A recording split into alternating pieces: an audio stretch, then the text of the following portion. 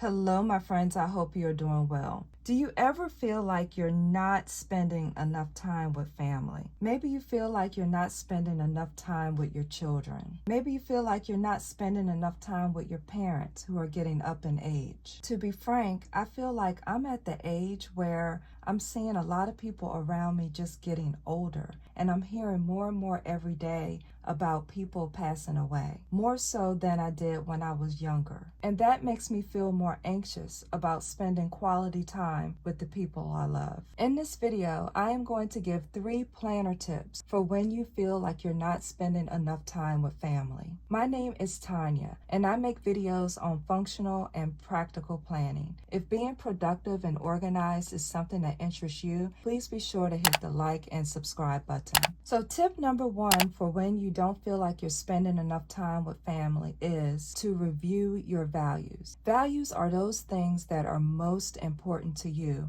and they are the foundation of everything you do. I wrote down my values several years ago, and actually here is a list of my values that I wrote down here. I pulled out this old planner page from 12 years ago, and here I wrote down my values. I find that your values don't change, and as you can see, one of my values is family, and it still is. Is one of your values family? See, the advantage to writing and reviewing your values is that we get so caught up in everyday life, and sometimes we tend to focus on things that aren't important. If your core, if your foundation is about your values, then you want to make sure you make time for those things that are important to you. So if you have family written down as one of your values, you certainly have already identified the importance of family to you. It seems like back in the day with family, we spent more time with eating together and actually physically being together. But over time, sometimes family can be physically separated. Maybe you don't live close to family anymore. And then sometimes you can be in the same household with family and everyone is so busy they barely have time to eat together. When you're doing actions aligned with your values, that's where self-fulfillment comes from. I feel that family is bigger than that because it is the core of good communities. And the reason for that is because family is one of the first things that people feel that they are a part of. You're born into a family. You don't have to do anything to belong. And people do. And a lot of times they say that they don't, but people do have a need to belong. People tend to group together with people that are like them. And family is that first unit that somebody is a part of. And it's an important part of a person's foundation, and it can help satisfy their need for belonging. And to summarize this tip up, it's basically about reviewing your values and being intentional about your actions as they relate to these things that are important to you. By the way, do you like my binder? This binder is called the Tiffany, and it has a croc design, as you see here. It is in a pale pink color. There's a slip pocket on the back that goes all the way down to the spine, and inside there's loads of organization. It comes with a fly leaf with card slots on the back side.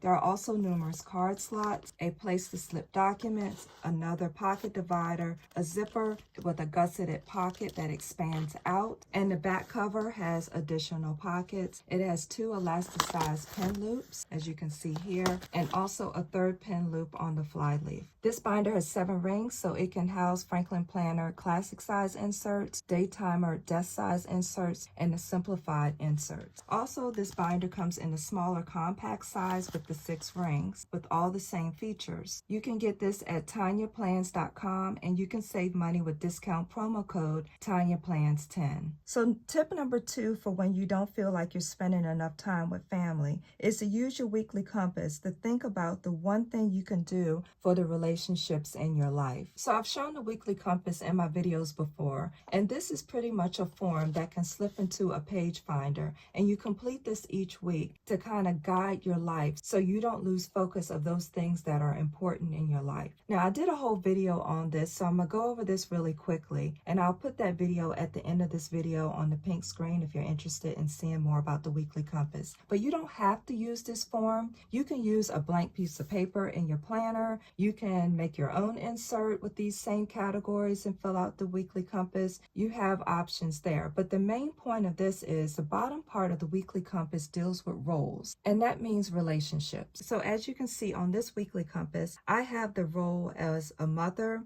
I'm a wife, I'm a daughter, and I'm an employee. Now, these first three roles all have to do with my value of family. So the point here is to identify the roles or relationships that you want to work on and list them here. And then under it, write the one thing that you want to do this upcoming week that has to do with that relationship, to enhance that relationship, to preserve that relationship. So for example, I am a mother. So the one thing I would like to do this week in this role is to watch a movie together with the kids. It's something inexpensive. It's something that we can relax and just do at home. It's safe, and it's something small that I can do that I feel that I can actually squeeze into my schedule. So let me say something else about the relationships that you have in your life. Each relationship takes a piece of your energy. That's right. Each relationship that you decide to deal with in your life takes some of your energy. Your energy is limited. Have you ever had a day where you gave so much to other people, by the end of the day you were on E, meaning empty? You were just empty. You had nothing else to give, and you could do nothing but just fall out in bed at night. Well, that's a sign that you may be giving too much of your energy to other people. And I say this because society sometimes make us feel like we're being selfish when we take time for ourselves. But I disagree, because sometimes taking time for yourself is self-preservation. Because if you keep giving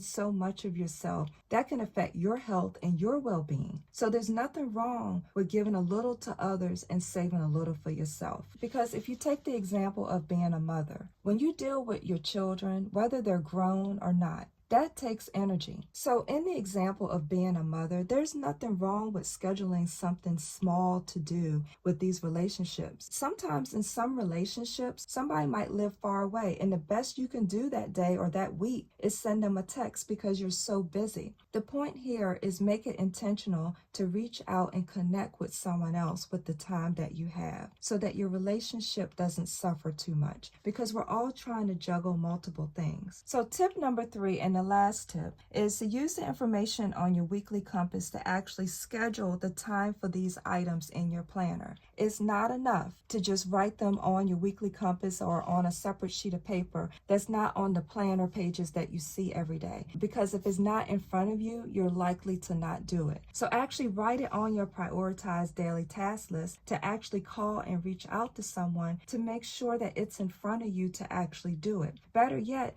you can even put it in your appointment schedule with times that you plan to do it. Now, I know what some of you are thinking, and I hear this a lot. If people are being honest with me, they'll sometimes say, well, gosh, I don't want to plan that, because what if I don't get around to it? Let me tell you something. I put things on my planner all the time that I'm not able to get around to. The main thing is to write it down, put it on paper. And here's why. Have you ever heard that saying that death and life is in the power of the tongue? Well, it's something like that. And it's actually a Bible proverb. What it actually means is be careful what you speak, because what you speak may actually manifest. It may actually come to fruition. If you say something negative like, oh, well, I'll never lose weight, you're putting that out in the atmosphere. And you know what? It's likely that you may never lose weight. But if you speak positive things and speak things that are not as if they were, so that you can gain confidence, so that you can hear it, speaking and hearing it helps. If speaking something out into the atmosphere is powerful, what do you think writing does? Writing something down is so powerful. You know, I was recently watching the movie King Richard, which is about the Serena and Venus Williams tennis players. And I find it interesting in that movie how it talks about that the tennis player's father, his name is Richard, and that's why they call it King Richard, how he wrote down a plan for his girls, like before they were even born. And all through the movie, he keeps talking about this plan that he wrote, so much so it like irritated celebrated everyone, but he actually wrote down his plans for his children.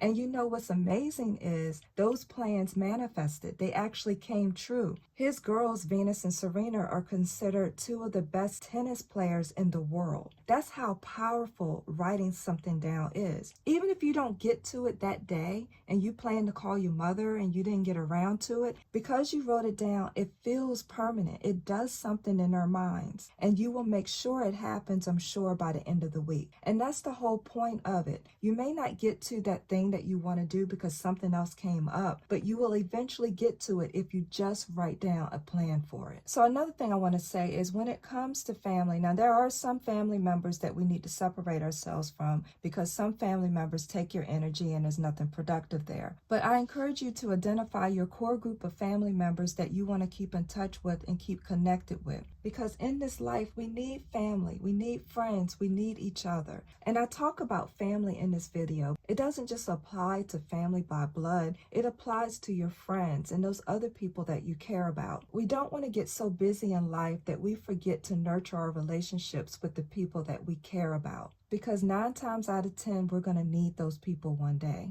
Another quick thing I want to say is about us making the time for others. Time is limited, and it could be that you're really busy with a career and with family and things going on that you can't really nurture those relationships that you have and want to maintain. Reaching out to people and connecting is so important in this day and time. Some people watching this video may be retired, and they're on the other end of that spectrum where they want to connect with family members, but everyone around them is so busy working and doing other things, they don't have time for them. And as I do this video, I'm speaking to myself because this is an area that I need to work on and I need to improve with as well. You know, I recall about 20 years ago, my father-in-law was in the hospital and I was busy with work. I was a new manager and I was trying to prove myself at work. And I kept saying, you know, I'm going to get to the hospital. I'm going to get to the hospital. Do you know what happened? I kept putting off going to the hospital, saying I'm just really busy. I just didn't get around to it. And when I did have time to go to the hospital, I was just so tired because I gave myself so much to work.